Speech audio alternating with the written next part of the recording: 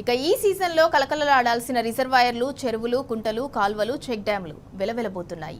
Super El Niño కారణంగా నైరుతి రుతుపవనాలు విస్తరించక నెలకొన్న వర్షాభావ పరిస్థితులు పంటల సాగుపై తీవ్ర ప్రభావం చూపుతున్నాయి. ఉమ్మడి వరంగల్ జిల్లా వ్యాప్తంగా భూగర్భ జలాలు పాతాళంలోకి పడిపోయాయి. ఈ సీజన్లో వానలు పడతాయా లేదా అనే ఆందోళన రైతుల్లో మొదలు కాగా వానాకాలం పంటల సాగుపై సందిగ్ధం నెలకొంది.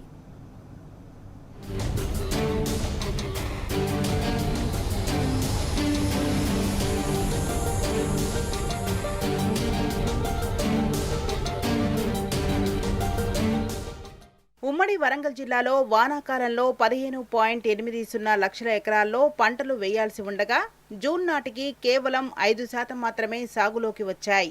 ములుగు, భూపాలపల్లి మినహా మిగిలిన జిల్లాల్లో లోటు వర్షపాతం నమోదైంది. కొన్ని చోట్ల పత్తి గింజలు మొలకెత్తిన తర్వాత వర్షాలు లేక ఎండిపోయాయి.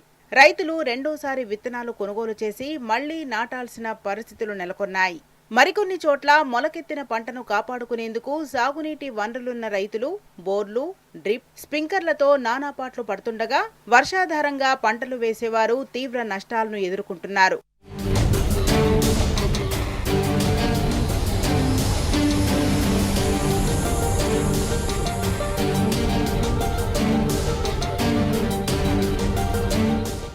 ఈ ఏడాది అదును దాటుతున్నా వానలు కురవకపోవడంతో సిద్ధం చేసుకున్న దుక్కులు వెక్కిరిస్తున్నాయి.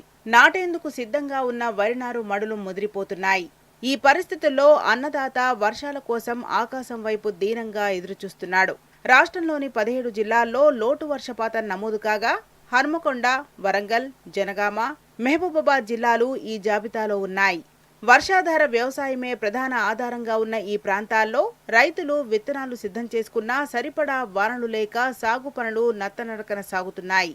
జూన్ 1 నుంచి 24 వరకు రాష్ట్రంలో సాధారణంగా 101.7 మిల్లీమీటర్ల వర్షపాతం నమోదు కావలసి ఉండగా కేవలం 84.9 మిల్లీమీటర్లే కురిసింది. ఈ లెక్కన ఉమ్మడి వరంగల్ జిల్లాలో పరిస్థితి మరింత ఆందోళనకరంగా ఉంది. ఇప్పటి వరకు జిల్లాలో 58% లోటు వర్షపాతం నమోదైంది. జనగామ జిల్లాలో ఈ ఏడాది ఏప్రిల్లో 7.37 మీటర్ల లోతులో ఉన్న నీటి జాడలు మే వచ్చేసరికి 7.78 మీటర్ల లోతుకు చేరాయి. ఇప్పుడు వానాకాలం ప్రారంభమై ఆశించిన మేర వర్షాలు పడకపోవడంతో జూన్ మొదటి వారం నుంచి పత్తి విత్తడం, వరినార్లు పోయడం, నాట్ల కోసం దున్నకాలు చేపట్టడంతో సాగునీటి వినియోగం పెరిగి భూగర్భ జలాలు మరింత లోతుకు వెళ్లినట్లు అధికారులు అంచనా వేస్తున్నారు.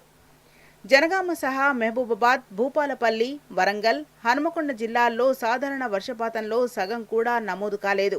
జూన్లో అంతంత మాత్రంగా కురిసిన వానలకు కొందరు రైతులు పత్తి, మొక్కజొన్న వేసినా ఆ తర్వాత వర్ణుడు మొహం చాటేయడంతో మొలకెత్తిన పంటలు సైతం ఎండిపోతున్నాయి. ప్రతిరోజు ఉదయం నుంచి సాయంత్రం వరకు ఆకాశం మేఘావృతమై మబ్బులు కమ్ముకుంటున్నా సాయంత్రానికి తేలిపోతున్నాయి.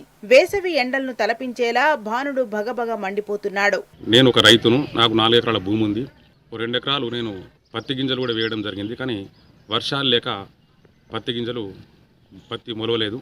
కేసీఆర్ గారు ఉన్నప్పుడు మే నెల లాస్ట్ వరకు రైతు బంధు వేసేది. కానీ ఈ ప్రభుత్వంలో ఈ సంవత్సరం కూడా ఇప్పటికి కూడా 6వ నెల క్రాస్ అవుతా ఉంది. అయినా రైతు బంధు వేయలేదు. అయినా సరే అని చెప్పి మా తిప్పలేం పడుకుంటూ సప్పు తెచ్చి ఈరోజు పత్తి గింజలు వేస్తే మొలవలేదు. చాలా ఇబ్బందిగా ఉంది. నాలాగా ప్రతి ఒక్క రైతు కూడా ఇబ్బంది పడతా ఉన్నాడు, నష్టపోతూ ఉన్నారు. నష్టపోయి చాలామంది కూడా ఆత్మహత్య చేసుకున్నటువంటి పరిస్థితులు కూడా దాపురిస్తూ ఉన్నాయి. కాబట్టి అంతకుముందు కేసీఆర్ గారు ఉన్నప్పుడు రైతుకు సాధారణ మరణం జరిగినప్పటికీ కూడా రైతు బీమా ఇచ్చేది. ఈ ప్రభుత్వం హయాంలో ఆ రైతు బీమా కూడా లేదు. దయచేసి ప్రభుత్వం ఈ నష్టపోయిన రైతులను ఆదుకోవాలని డిమాండ్ చేస్తూ ఉన్నాం. రైతు బంధు పడితే కొంచెం ఆసరగా ఉండి అప్పులు లేకుండా ఆ రైతు బంధుతోడైనా పత్తి కానీ, మిర్చి కానీ, వరి కానీ విత్తనాలు తెచ్చుకొని మేము పనిచేసుకుంటున్నాం.